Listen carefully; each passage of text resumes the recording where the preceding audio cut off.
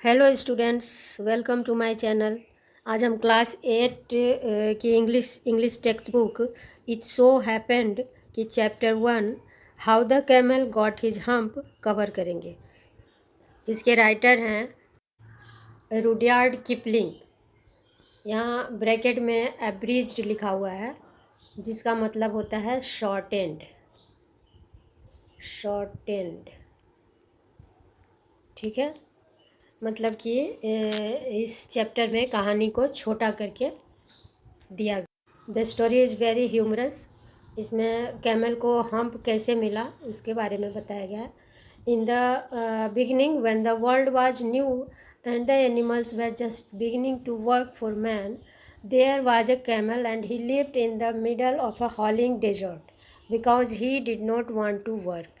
He ate sticks and thorns and prickles, and when anybody spoke to him, he said hump, just hump, and no more.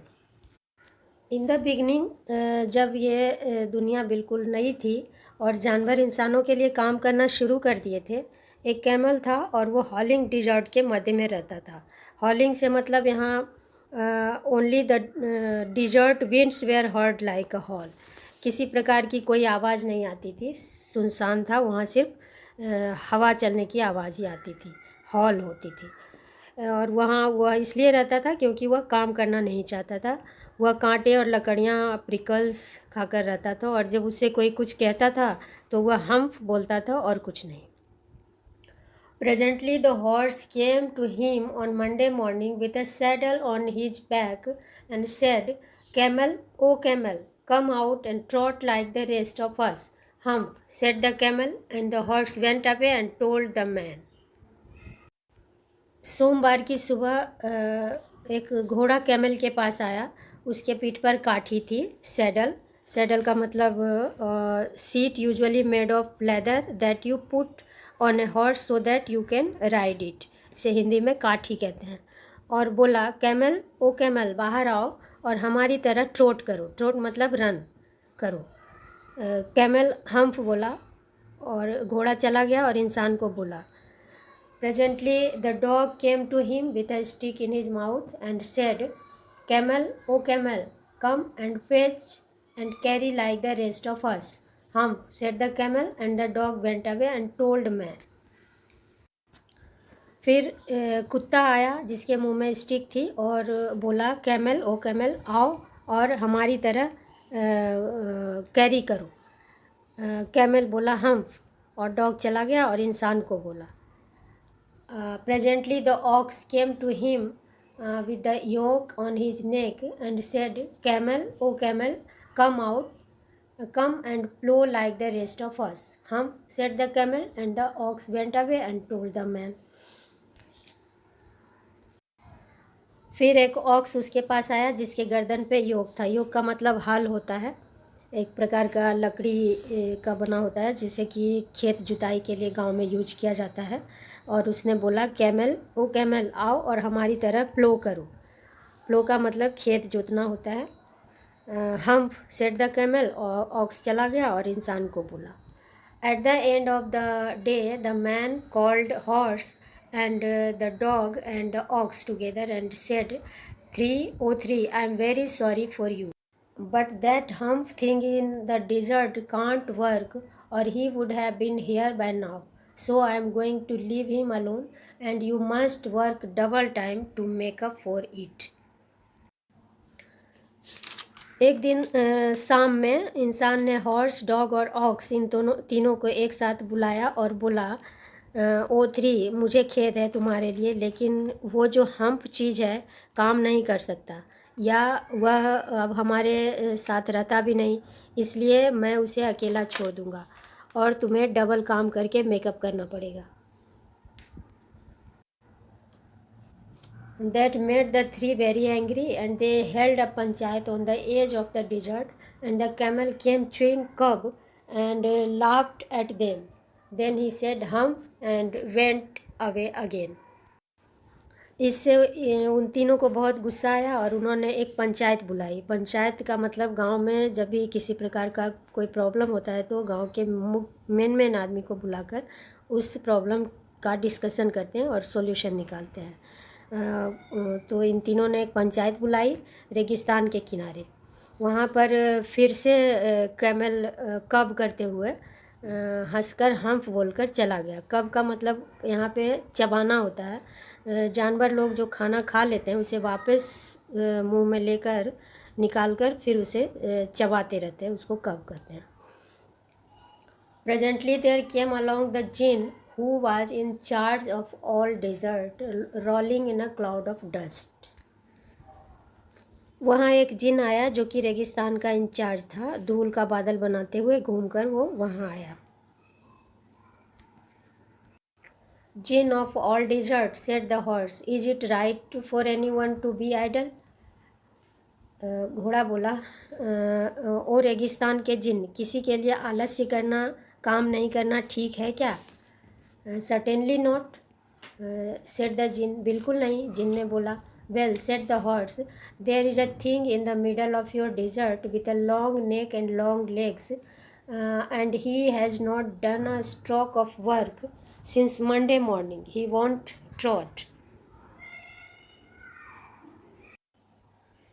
अच्छा, horse ने बोला, तुम्हारे रेगिस्तान के बीच में लंबी गर्दन और लंबे पैर वाला एक चीज़ है जिसने सोमवार की सुबह से काम नहीं किया है, वह चलेगा नहीं। Whew, said the djinn whistling, that's my camel, what does he say about it? Whew, said the djinn, very good, said the djinn, I will hump him if you will kindly wait a minute. बहुत अच्छे, जिन ने बोला, मैं उसे देखूंगा, तुम लोग थोड़ी देर इंतज़ार करो। The jinn rolled himself up in his dust cloak and took a walk across the desert and found the camel looking at his own reflection in a pool of water. जिन खुद को डस्ट क्लॉक यानी कि धूल का लबादा, जिस प्रकार से Superman वगैरह का दिखाता है ना, पीछे बड़ा सा कपड़ा झूलता हुआ, उसी प्रकार ऊपर खुद को घुमाते हुए रेगिस्तान की ओर चला गया और पाया कि कैमल पुल के पानी में खुद का रिफ्लेक्शन देख रहा था। My friend, said the jinn, what's this I hear of your doing no work? जिन बोला, मेरे दोस्त, मैं ये क्या सुन रहा हूँ कि तुम काम नहीं कर रहे हो। The djinn sat down with his chin in his hand while the camel looked at his own reflection in the pool of water. जिन जो है वो चिन पे हाथ रखकर बैठ गया जब कैमल पुल में अपना रिफ्लेक्शन देख रहा था। You have given the 3 extra work ever since Monday morning, all on account of your idleness, said the djinn, and he went on thinking with his chin in his hand. Monday morning से ही तुम्हें extra work दिए हुए हैं तुम्हारी idleness की वजह से, जिन बोला, और वह चिन पे हाथ रखकर बैठा रहा। हम, कैमल बोला, said the camel, I shouldn't say that again if I were you, said the jinn. You might say it once too often. I want you to work. जिन बोला, अगर मैं तुम्हारी जगह होता तो यह बात बार बार नहीं बोलता, मैं चाहता हूँ कि तुम काम करो। And the camel said hump again, but no sooner had he said it than he saw his back that he was so proud of, puffing up into a great big hump. और camel फिर से hump बोला, लेकिन ज्यों ही उसने ऐसा बोला उसने अपने बैक की ओर देखा जिस पे कि उसे बड़ा प्राउड होता था, वह फूलने लगा और उसके पीठ पर एक बड़ा सा हम्प बन गया। वो बड़ा सा हम्प रहता है ना कैमल के पीठ के ऊपर, देखे होंगे आप लोग। Do you see that? Djinn, said the djinn, that's your very own hump that you have brought upon your very own self by not working. Today is Thursday and you have done no work since Monday. When the work began, now you are going to work. जिन ने बोला, तुमने देखा तुम्हारी अपनी hump या तुम्हारे काम नहीं करने की वजह से हुआ है। आज गुरुवार है और तुमने सोमवार से काम नहीं किया है, अब तुम काम करोगे। How can I said the camel with this hump on my back. Camel बोला, मैं अपने पीठ पर हम्प के साथ काम कैसे कर सकता हूँ। That has a purpose, said the jinn. All because you missed those 3 days. You will be able to work now for 3 days without eating, because you can live on your hump. And don't you ever say I never did anything for you. Come out of the desert and go to the tree and behave. फिर जिन बोला उसका एक purpose है, that has a purpose, कि जो काम तुमने 3 दिनों से नहीं किया उसे तुम लगातार बिना खाए कर सकते हो इस हम्प के सहारे। और कभी मत बोलना कि मैंने तुम्हारे लिए कुछ नहीं किया। रेगिस्तान से बाहर आओ और उन तीनों के पास जाओ और व्यवहार करो। And the camel went away to join the three, and from that day to this, the camel always bears a hump.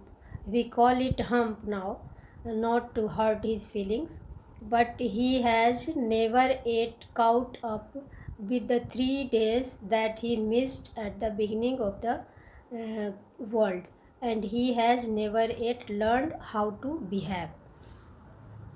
और कैमल उन तीनों के पास चला गया। उस दिन से ही कैमल के पीठ पर हम्प हो गया। We call it hump. यहाँ पे राइटर ह्यूमर दिखाते हुए बोलता है कि हम हम्प बोलेंगे ताकि उसके फीलिंग को हर्ट ना हो। हम्प बोलता था ना वो, लेकिन हम हम्प बोलेंगे, HUMP। और लेकिन वह उन 3 दिनों को काउंट नहीं कर पाया जिन्हें उसने बिगिनिंग ऑफ द वर्ल्ड में मिस कर दिया था, और ना ही वह अब तक बिहेव करना सीखा। And he has never yet learned how to behave. ये तो हो गई कहानी समाप्त। लेकिन इससे हमें सीखने को यह मिलता है कि हमें कभी भी आलस्य नहीं करना चाहिए और समय का सदुपयोग करना चाहिए, नहीं तो फिर हम वो नहीं पा सकते जिन्हें कि हमने खो दिया। होप आपको कहानी समझ आ गई होगी। कुछ कन्फ्यूज़न हो तो कमेंट करें, और वीडियो पसंद आई हो तो प्लीज़ लाइक एंड शेयर। मिलते हैं नए लेसन्स के साथ। Thank you.